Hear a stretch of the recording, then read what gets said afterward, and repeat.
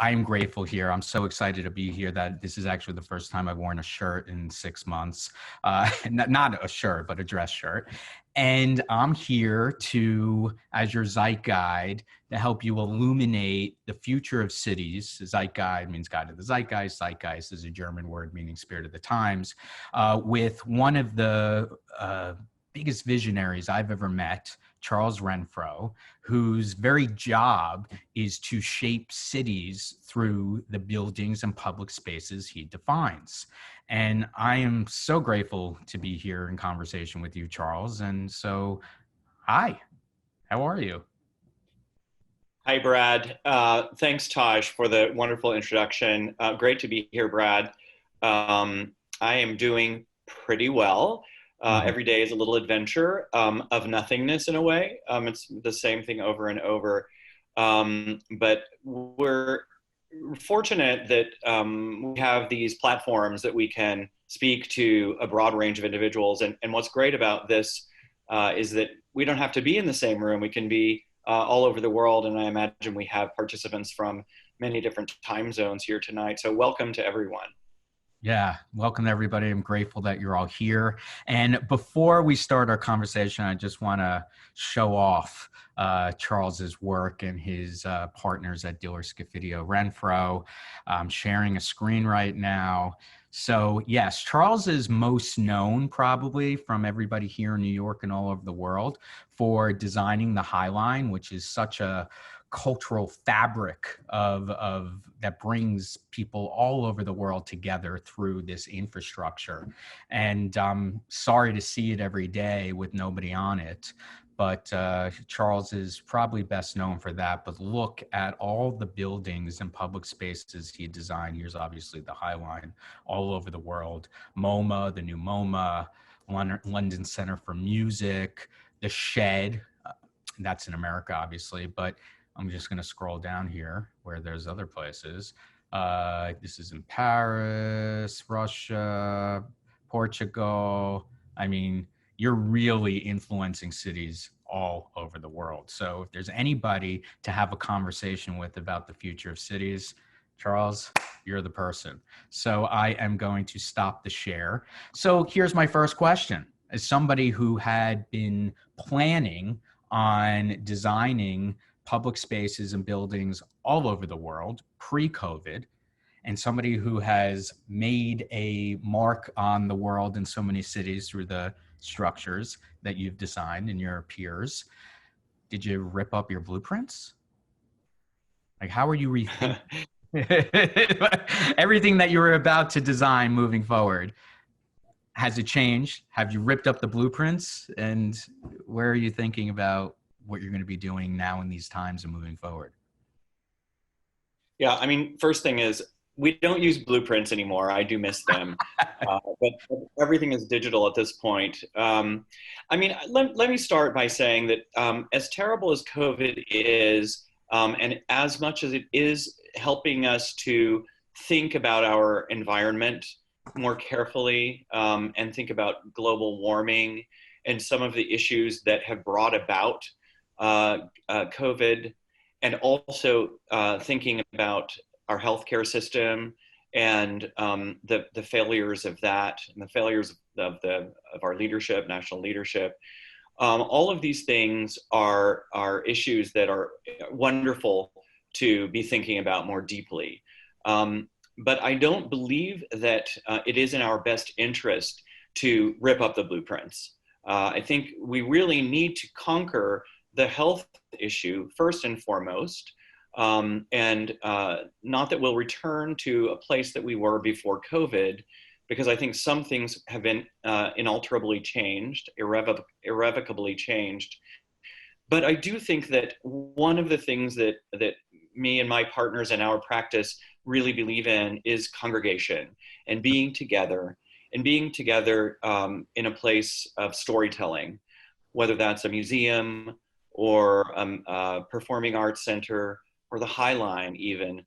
Public spaces are those spaces that bring us together to share ideas, to make ideas, to become a civilization, basically. I Mm-hmm. think by gathering, we learn empathy. We learn to be with others. We learn to speak to each other in good and constructive ways. And I think one of the problems that we've faced before COVID was that our social media and elements of the internet and the way that we are using the internet have made us more alone, and we've taken sides. We've not been with each other, Right. and it's showing in the way that our country is being led. It is showing in the divisiveness of the factionalization of our population. And I think that being together is one of the things that we can do to try to heal that problem. And So you thought of this as pre-COVID, like in our digital divide, where we know how negatively it impacted culture. Teenagers, highest suicide rates ever. It's really been destructive to humanity, yeah, right? sure. You had this vision ever, since the beginning of your career, to create a public space that's in reality physicalized for people, for the antithesis of that, right? So now that we are all digitized again, connecting on Zoom, which is a great thing because we could do this with all over the world, how are you thinking of those public spaces for connectivity in a time where, A, the High Line isn't open, we don't know when it's going to open, and B, we're all supposed to be socially distanced? Yeah. But by the way, the High Line has reopened, Oh, and it has. it has, Oh, and there are timed entrances. Um, and Paula Scher, the graphic designer, made green dots at 6 foot spacing. So it actually has anticipated, public gathering. And for the time being, I think that is how we're going to move forward with public space, primarily outdoors, and through care in being distant. And by the way, I'd like to change the term social distance to physical distance.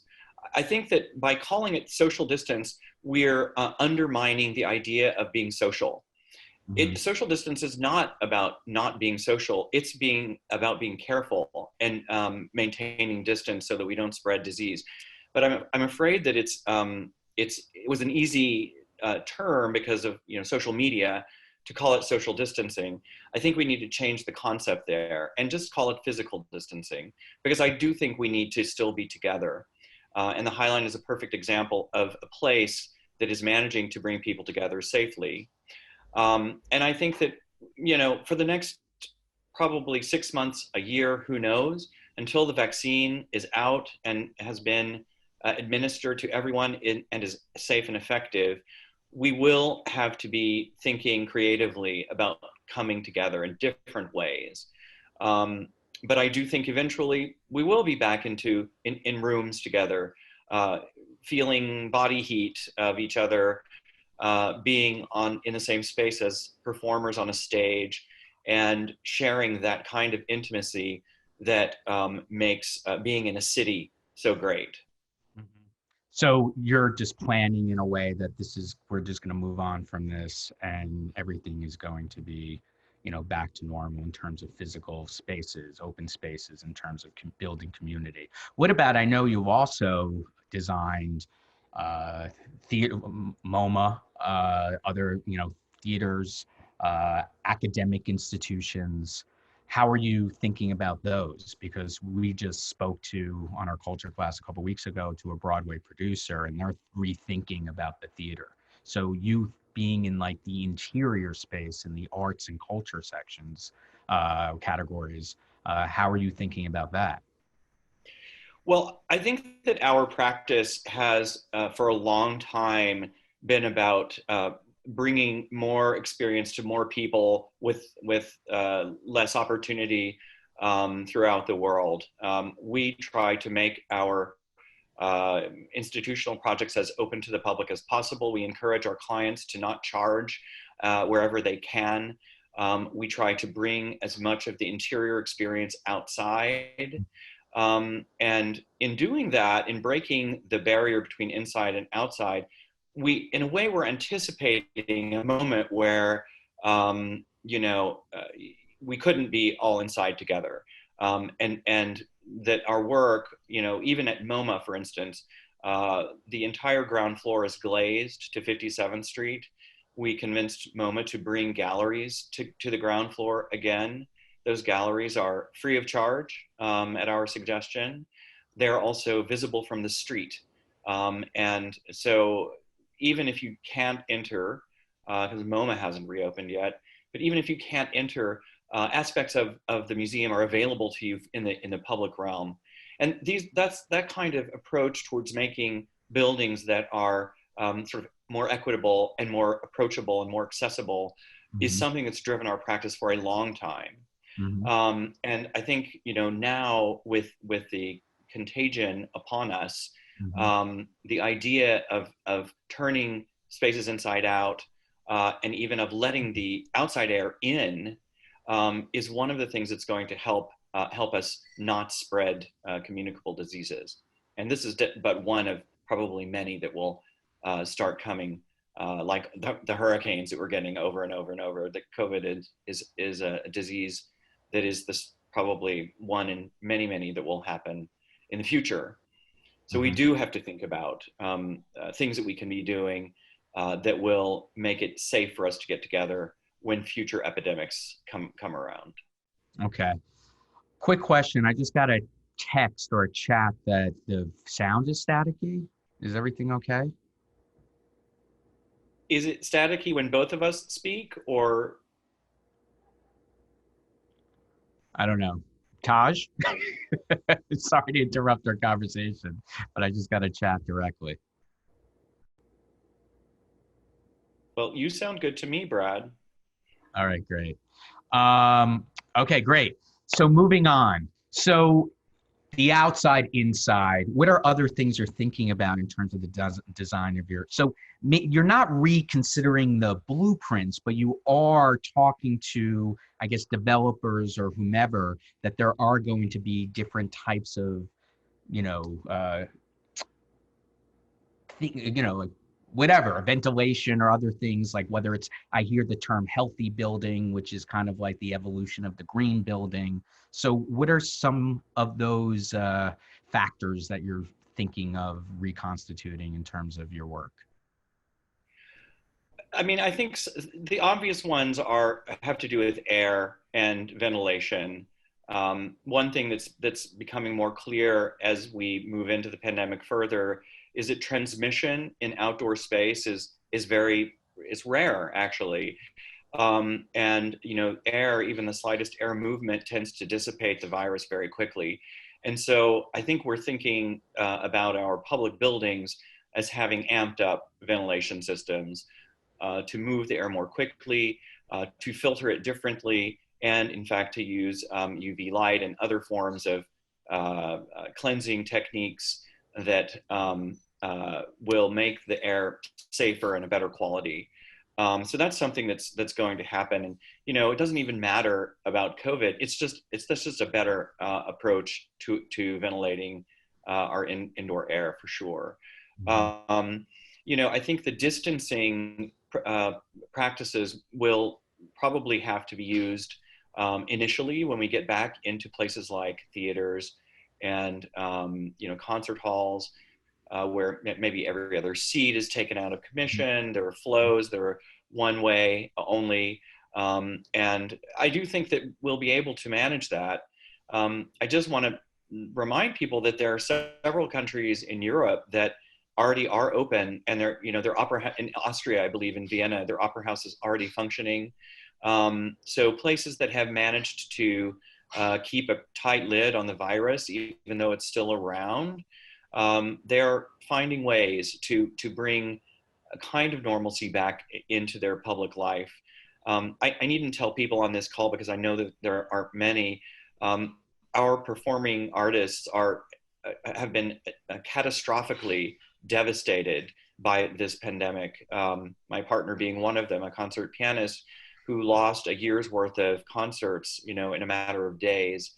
And so it really is incumbent upon us to think about how to bring performance back, to bring Broadway back, And for a time, we may have to think about doing it in a very unusual fashion.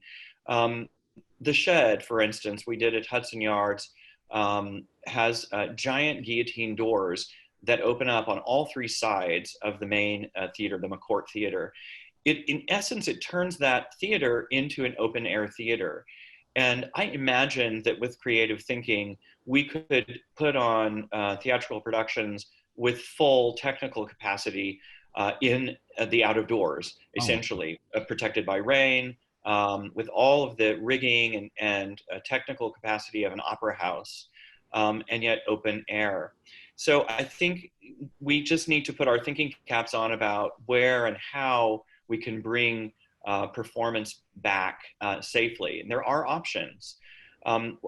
Just to toot our own horn a little bit, one of the things that we did last year was the Mile Long, actually 2 years ago now, the Mile Long Opera took place on the High Line. It was an open air performance where 1,000 singers lined the entire line for a mile and a half, actually. And the audience members were distanced by definition, and they wandered through these singers at their own pace, encountering each and every singer on their journey. It was a beautiful new kind of performance that does point towards ways that we can bring performance to our cities in a safe and even innovative way.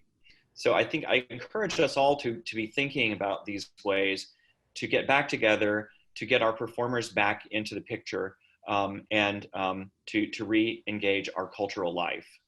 well, that's interesting. If you haven't read Lawrence Wright's piece in the New Yorker a couple weeks ago, talking about how the Black Plagues of the Middle Ages was the precursor to the Renaissance, which we all know was a huge epistemological shift in the way we thought, the way we found new places to inhabit across the ocean.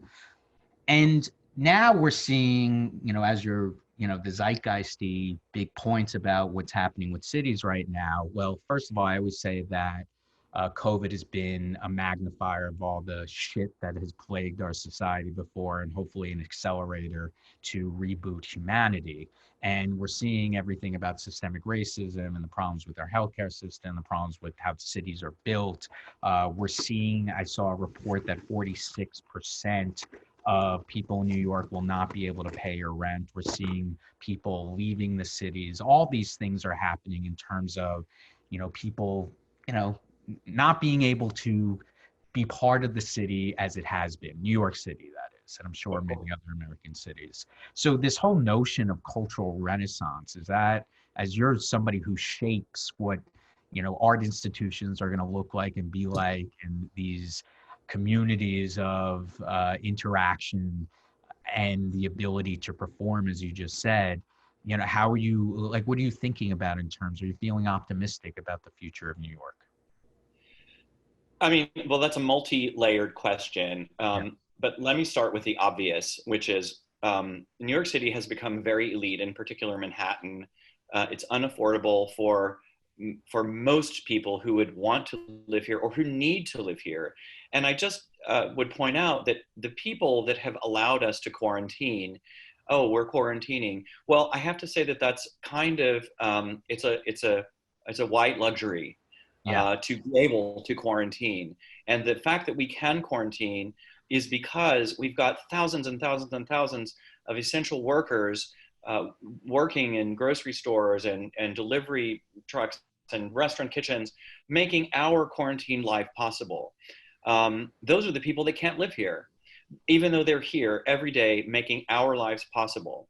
It's a real, it's a real tragedy what's happened in New York, that a city that's gotten away from us, that's in the hands of very few and very wealthy developers who are building the city in the image of profit and sort of greed, actually, and are really not thinking about the city holistically, about those people that made our lives possible during the past 5 months. Why can't they be in this city too? Why can't we rethink the way our cities are being made in a really radical way? And I think that COVID might actually provide a few clues. Yes. So starting with the fact that business practices have changed so much. Here we are on a Zoom call. These methodologies for connecting over the internet were quietly being developed for years before COVID, and we occasionally use them in our own practice. But we were forced into them right away, and we all realized at that moment, well, a lot of what we need to do can be done over these services, and a lot of travel that we were doing, let's say to fly for a 1 hour meeting across the country and then coming back as a business person, completely obviated by these types of these systems that we're using now. We're able to rethink how we're doing business, and we're also able to rethink how we occupy our business spaces. And I think that is becoming clear to many people. People are leaving their buildings, they're abandoning their leases, they're walking away, they're consolidating. Office buildings that have recently been built are likely not full and probably will not gain a complete tenancy, Right. given what's happened. Stores. And retail is another topic, but while we're on the office building front, what does that mean? Well, some of these office buildings are going to go into foreclosure. They're going to be owned by the banks. They're going to be sold off. Well, why couldn't the city, or maybe even a federal program, but let's just say the city, put in place a plan where foreclosed office buildings could actually be taken by the city, paid off to the owners, and the city can redevelop those buildings in what I call a radical mixed use, where those buildings could be radical mixed use, not just retail on the ground floor, and residential above. No, retail, schools, housing for every income bracket, from subsidized and low income to condos, parks, community facilities, schools, kindergartens. A building could be an entire community, and also include offices. And that would be radical mixed use. The monocultures of office buildings are actually city killers.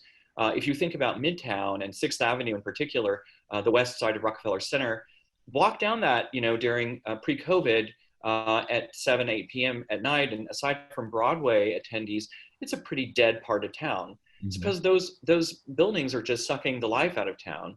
So what if those buildings that are built as offices can be reimagined, can be rebuilt, rethought, rezoned, and that the owners could be essentially bought out, and the city can put in place programs to help them become places where people couldn't afford to be in New York City can return, can come back. So there could be a return of the artists, basically, that have not been able to afford New York or Manhattan, really, in yes, the 80s. I think so. I mean, and then you asked about retail.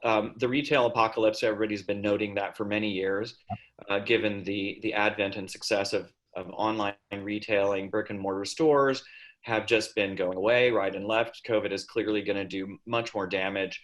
For centuries, our ground floors of our cities has been defined by commercial activity, shopping, eating, bars, services, things that the public need to access.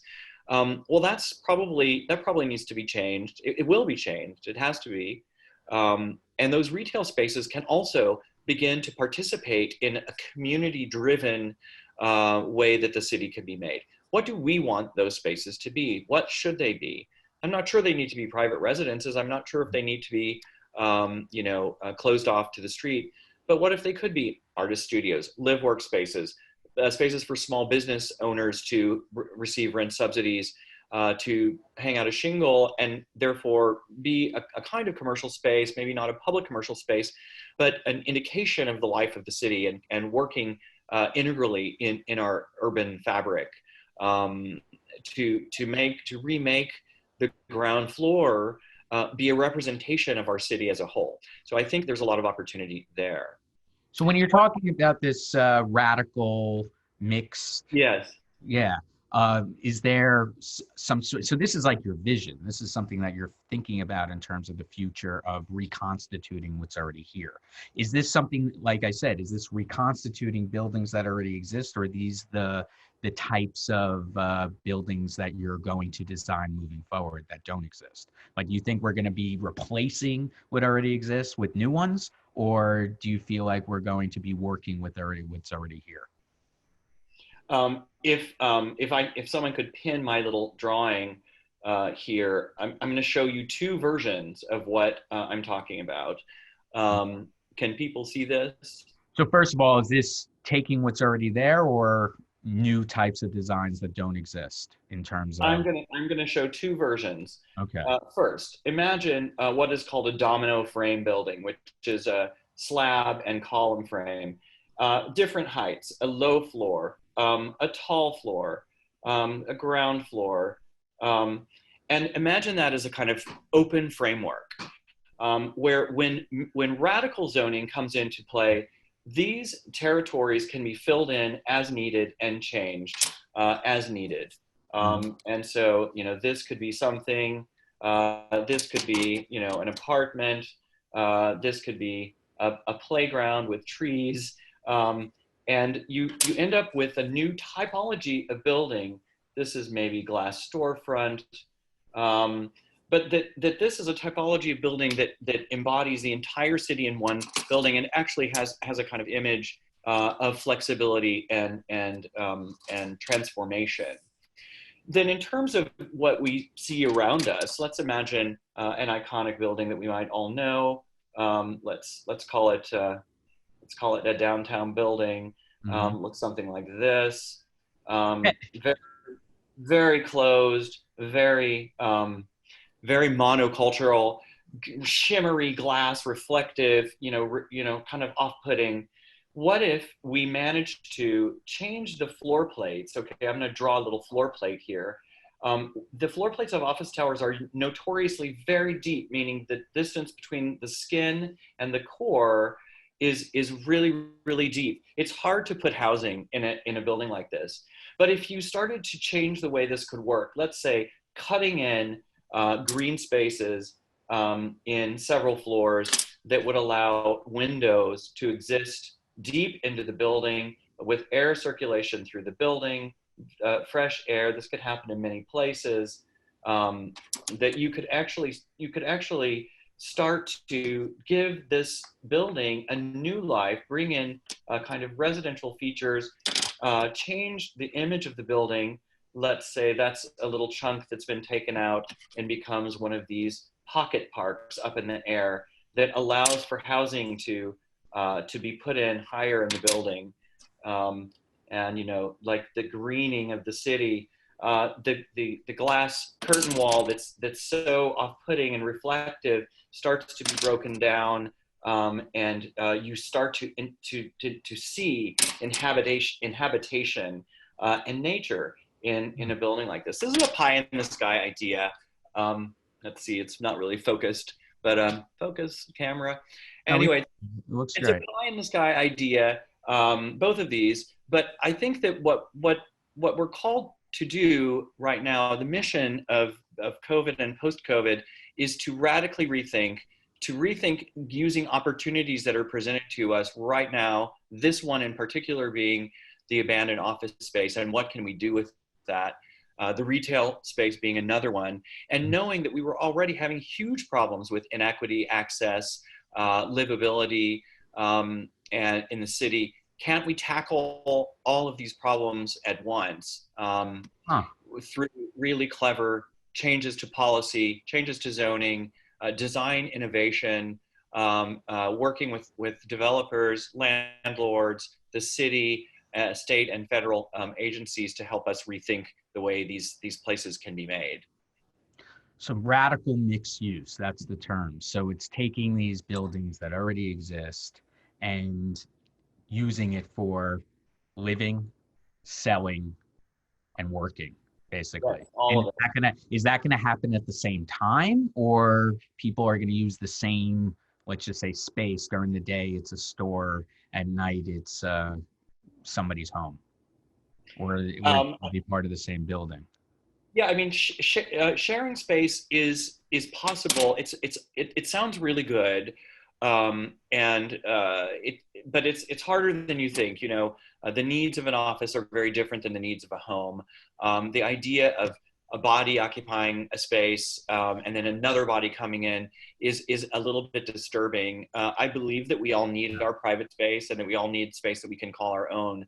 I know that a lot of the initial COVID reaction was to timeshare offices. You know, there'd be one half of the day for this person and the other half for another. And I think there's been so much pushback on that idea as a kind of flawed concept. I mean, not only touching the same surfaces and materials that the former occupant was using, but just, you know, it just doesn't, that's not the solution. You know, that's not the solution. Let's change our health, let's redesign our healthcare system and get it to tackle communicable diseases. Let's make our buildings as smart as we can, but let's also try to make our cities have equity, bring back housing for everyone who wants to be here and who needs to be here. Our cities are where we're educated, where we receive the best healthcare, where we receive our culture, our nourishment, both in terms of food, but also in terms of our spiritual nourishment. We must keep them valid and lively, and we need to figure out ways to do that.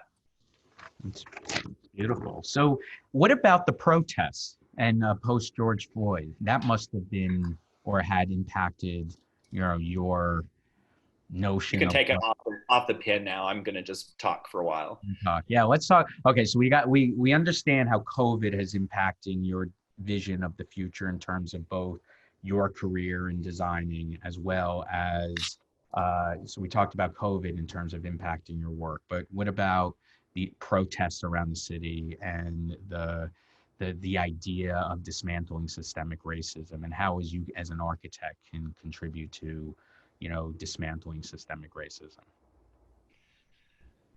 I mean, we all have a role to play in this, and the sooner we all realize that we must, as you know, the people that we are. I'm sure most of the people on this call have a certain degree of privilege. I'm sure we've all done very, you know, believe in the meritocracy, and we've all done things to be here.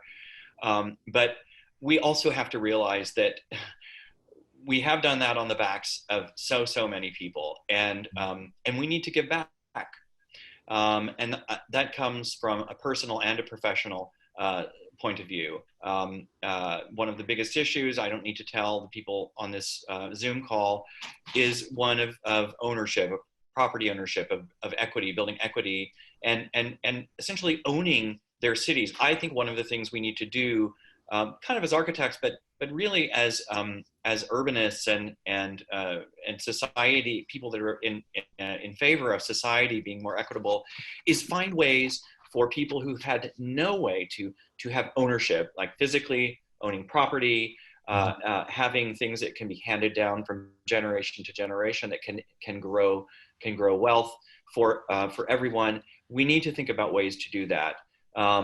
And you know, there have been many I was reminded that Thatcher let people buy in their housing estates.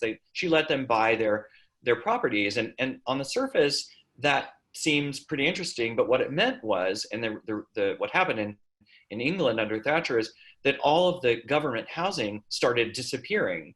They weren't building housing to replace the ones that were being taken over by people who owned their houses. So there's a problem with the way the system was working. And so there have been several other attempts to allow people that are in affordable and low-income housing to somehow purchase their properties. But the big problem is that it doesn't take the city off the hook, or, you know, agencies off the hook from making housing that is low income and available to everyone. So what we can do as, let's say, architects, sure, we're trying to tackle this within our own practice. You know, we're trying to encourage minority kids to study architecture. We're trying to we're hooking up with colleges that could give us interns and architects, from historically Black colleges.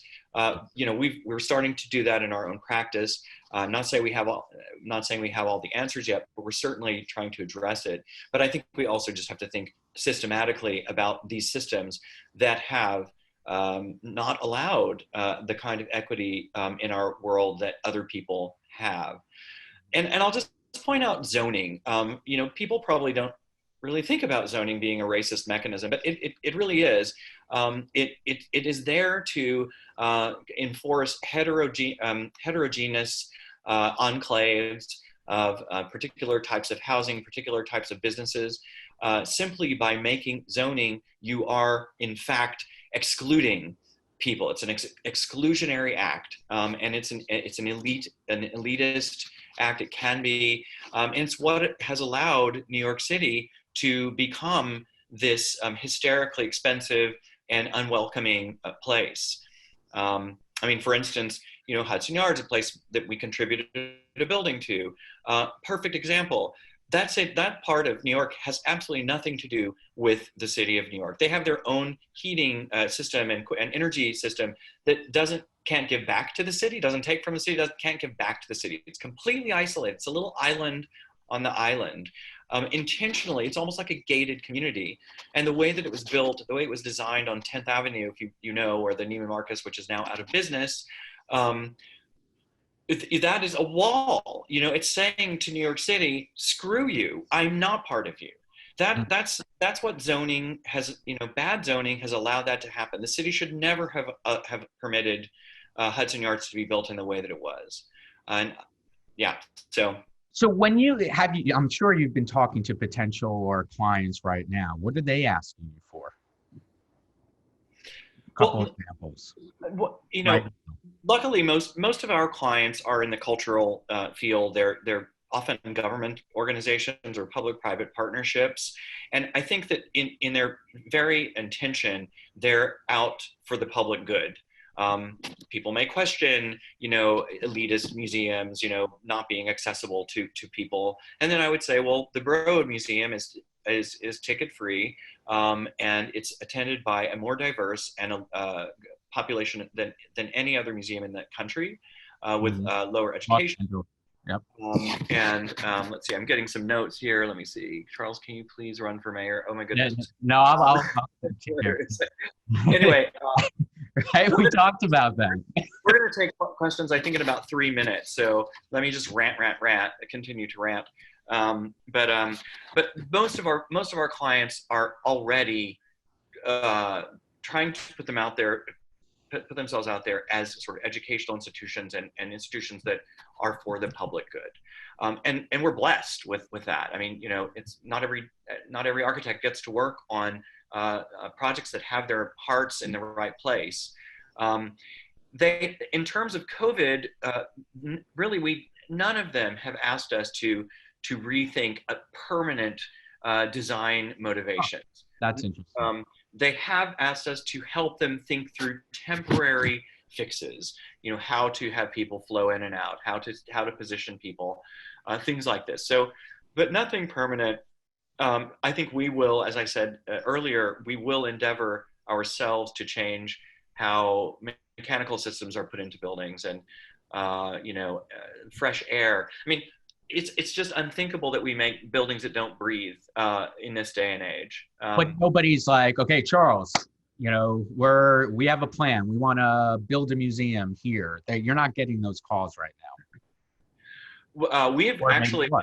Several of our projects that were either on hold for other reasons or put on hold right when COVID started have restarted. Oh, that's great. In other countries, mind you, where they're using these projects as part of their economic recovery plan. I don't see that happening in the States, partly because most of our museums are private or public-private partnerships. And let's talk about other cities, though, besides New York. What are the conversations happening? Because you just said the Broad in Los Angeles.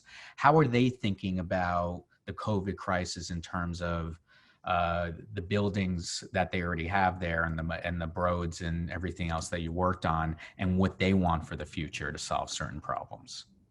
Not just LA, any city. Yeah. Well, anecdotally, it's kind of interesting that LA was struck with a terrible COVID kind of surge Yeah. last month. And I think we're all kind of scratching our heads wondering why. It's a city that is not typically about gathering. Yeah. However, they did open their bars and restaurants up. My niece works at a restaurant that was open up, a very famous one. And of course, it closed down again. And so they took that risk. And I think that's how that spread happened. But a city that's spread out like LA or Houston, where I'm from, it already has some spacing, distancing kind of qualities that might allow people to feel more comfortable. Personally, the denser a city, the more excited I am about it. I love being with people. I love meeting new people all the time. I love going to LA. Don't get me wrong. And I'm sure there are people in LA on this call, but give me a New York any day. Or give me a Hong Kong actually. With its insane density. And Hong Kong has been faced with all kinds of pandemics or epidemics before, and they've always managed to figure it out.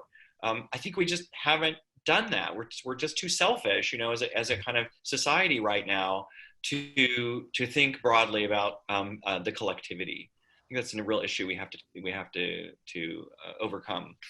All right. Well, we talked about the beginning. We mentioned green buildings, which was a thing, right?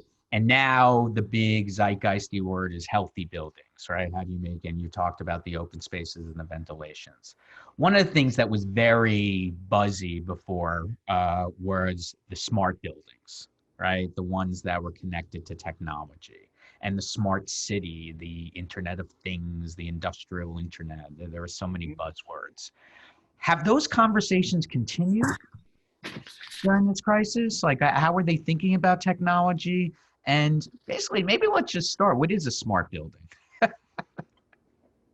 Well, I think let's talk about the smart city, because I think a lot of people are thinking about that, in particular with COVID.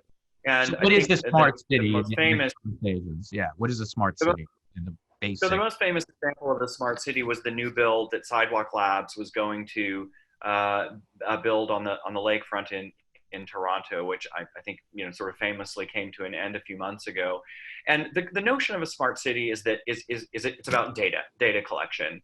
And the reason the Toronto scheme failed is because the data was looking like it was falling into private hands, and surveillance capitalism. It looked like that was really going to be the MO for that city. They tried at the very end to make the data not private. They put it into a trust. It was going to be managed differently. But the notion is that with data, you can make your cities reactive, responsive, and changeable. You can monitor air pollution. You can monitor energy use. You can switch on things that power the energy systems at night when it's cooler, and exchange things more easily. You can change the traffic patterns. Although I don't know why a smart city would have cars at all. I think that's bizarre. A smart city to me would not have cars. And so anyway, but the big problem I had with the Toronto effort is it seemed exclusionary to the essential workers. It was like, where are the people that are actually working at the restaurant, in the kitchens and whatever? They weren't part of the thinking, as far as I can tell, of the overall ecosystem of that community. So the data was a huge issue, but in my opinion, also the way they're conceived for an elite bunch of people and not for everyone. So that's something that we can tackle. The smart building is essentially a similar kind of thing, where everything is monitored and automated. You can tell where there was interior air pollution, et cetera, to change the way that the air systems are going. It can tell when windows, if there are operable windows on the facade, it can tell when they're open. It can change the way the air is pushed into those spaces. So buildings are getting smarter and smarter, and will continue to do so. But I do think we have to be careful about data collection and whose hands that falls into. I just wanted to mention Francesca Bria, who's an Italian working in Barcelona on their smart city initiatives, and she's trying to make it so that all of the citizens control all their data, and only the citizens control their data. There's essentially a community center of data. You go in there, you manage your own data, and you can do things like, report, potholes if you want, something stupid like that. But then you can also report things like pay discrepancies between women and men, or, minorities, or discrimination, or various things that the smart city could actually start to tackle inequity in ways that the smart city was not essentially not set up to do so from the get-go. So there's a lot of interesting stuff that can happen, but we do have to be. I know you work in China. What's the conversation there? Because it's. We only have left. We don't have any questions yet. Let's go there, and then I'll open it up. It'll be our next episode, Brad. But you do business in China. We do, and we're about to open in a matter of weeks the new Juilliard campus in Tianjin, China, and that is also a governmental Juilliard deal, and we consider it a really important diplomatic mission, and I know the Chinese government is really, really keen on this happening. I think it's going to be used as a way to show that America and China can have great cultural and diplomatic connections, and try to sidestep, the kind of trade wars that are happening. I don't claim to be an expert on China and its policy. I do think that there are issues that we need to be on the lookout for there too. And a lot of discussion about TikTok and data collection through TikTok, probably something we should be mindful of. I think that's probably true. Mm-hmm. Okay, you're the question meister, so why don't you? Where I actually don't see any questions. Is it possible for a municipality or a small town to try baby steps planning for the unrealized zoning or land use change? Here's what I'd say about that. The cities own lots and lots of land, and lots of that land, and it doesn't matter whether it's New York City or Dallas or LA. The cities are sitting on lots and lots of unused land, and that land, they could be developing that land on new principles of, let's say, radical mixed use, or rent to own housing for low income and minority citizens, without taking out the stock of extant low-income housing. So I think there's really opportunities there that the city just isn't being creative in thinking about how to take advantage of their own properties.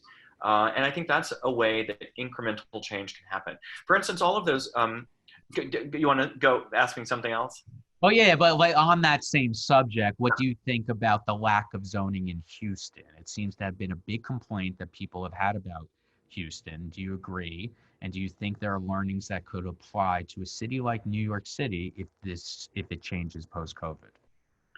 Yeah, I mean, I am from Houston, and I have a soft spot for Houston, and it's considered a market city. So basically it's the sort of Friedman approach to economics that says the market will take care of everything, right? And so that's a city that's built that way. So I think it's a fascinating experiment.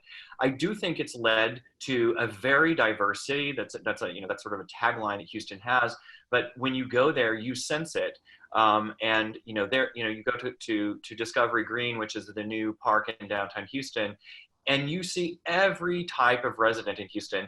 And I find that reassuring. And somehow it feels, whether it's the lack of zoning or something else, it feels like that place has managed to coalesce people in a different kind of way. Yes, there are the rich enclaves, of course, like any city, but the pieces of infrastructure that have been built in recent years, I feel like are being used by a more diverse group of people than I even see in New York City. I mean, Central Park over COVID time, in March, we would go down there.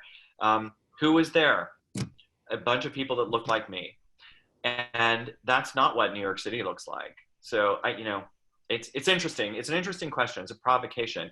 I think people don't like Houston because it's kind of an ugly city, and zoning is one of the things that makes cities consistent, right? And so I think it's we're having an aesthetic reaction to Houston and places like that. It's also potentially not a very it's a wasteful city. You have to get in a car. There's not a mass transit system that works very well because things are so spread out. But things can, it's interesting to think about some of the opportunities that a place like that might lend us. Hmm. And here's a cultural one. How do you see restaurants maintaining outdoor dining when temperatures begin? Oh, Oh, yeah. great question. Yeah. Good So one. I love open streets. I think that this has been one of the most Right. amazing. Do you think there are going to be fewer cars and there's going to be more pedestrian here? Well, I certainly think that the idea of outdoor dining taking up car spaces, I believe that is going to be instituted long term. I think people have discovered what it's like to be in a pedestrian friendly, open and accessible city. I love that these private businesses are now occupying the public realm, not to take it over, not to privatize the public realm, but to actually bring the public realm into them, where they had previously been behind doors, a lot of barriers to entry there. Now everybody from high-end restaurants to low-end restaurants to fast food joints are all sitting on the same sidewalk. It's really beautiful, It's like and Europe. I Yeah. do hope it. I do hope Either like it. Europe or New Orleans. Okay. What about your people love your radical mixed use concept. So do you see agriculture as part of the urban futures vertical farms in these type of radical use buildings or green roof farms or Yeah, other things? I think so. I think this is a wonderful utopian idea that we can use all of our rooftops in New York to grow things. Keep in mind, New York is a cold climate. The few large scale operations that are in Brooklyn all have greenhouses, and they have to be heated during the winter to keep it up. But in principle, I think it's fantastic. And green does more than just feed us. It actually lowers the temperature. It makes water runoff much less. So there's a whole bunch of fringe benefits that we get by greening our rooftops. Uh-huh. And I hope that But that's trending. I'm glad somebody asked that because it seems like COVID and the other issues that we've been focusing on in the last 6 months or so, climate change was basically at the acme of conversation ever in culture before. And I'm glad people are asking that because it's my concern that people are just forgetting. Look at all the masks and the gloves and, all the things that we're using and throwing it into the trash can. I mean, is green even a conversation that you're having right now? Is it being replaced by healthiness?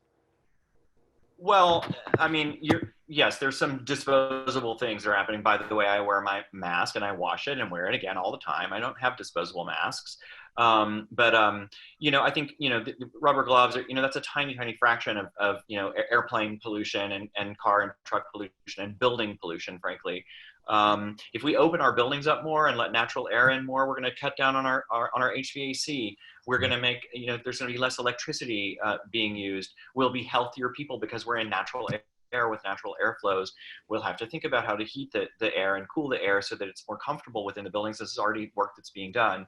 So green design is definitely here to stay. For sure, needs to become much more mainstream. Every person that's building a house should have to make their house perform, to a certain level, to a certain standard of green care. So that is here to stay, and we are talking about it a lot. And the idea of the virus, disposable things has not replaced the bigger notions of energy use and things that are causing climate change. Right. It's just my concern in the same way when the financial crisis happened in 2008, it's like the conversation of climate change and how deleterious everything that we're doing to our world. And, I'm just concerned that people just aren't thinking about all those problems that we had pre-COVID. Yeah. And it's important that you are as Yeah. well. Do you have any thoughts about alleviating loneliness through the new city planning? Yeah, I say to alleviate loneliness, get off of Zoom. And like we're really hang up, and I'm gonna go out to dinner with my partner and you and another friend out on the open sidewalk. And I think loneliness is slightly self inflicted. And it does take more work. I do think we can be together. We can be together outdoors. But I do think there is an epidemic of loneliness at the same time there's an epidemic in the air. And this is, I'm not a mental health expert, but you see it all around. and we need to sort of work on it ourselves to make sure we're going to be with people in physical space, having conversations, and also probably not afraid to say, like Michelle Obama did today, that she's depressed. Yeah. She said it. Yeah. So, And there's nothing wrong with that. Well, thank God we have people like you who are going to shape this city and the others around the world in the way that you envision. And I think we're going to wrap it up here because we're out of time. And I don't know, Charles, I mean, somebody said that you should run for mayor. You're such a visionary. You're somebody that is an artist, but also thinks about the public. You think about the problems systemically in every way, shape, or form. And you also, understand all the issues like zoning laws that are really preventing us from living in the way that we all really need to be living if we're going to reboot humanity. So yeah. I am grateful to the 92nd Y for giving us this opportunity to have this conversation, for everybody to learn about Charles's vision now and moving forward. And I just want to encourage everybody, thank you for buying a ticket to see us here tonight, but also continue supporting the 92nd Y because they are just so important to our understanding of how the world is changing and what we need to do. Absolutely.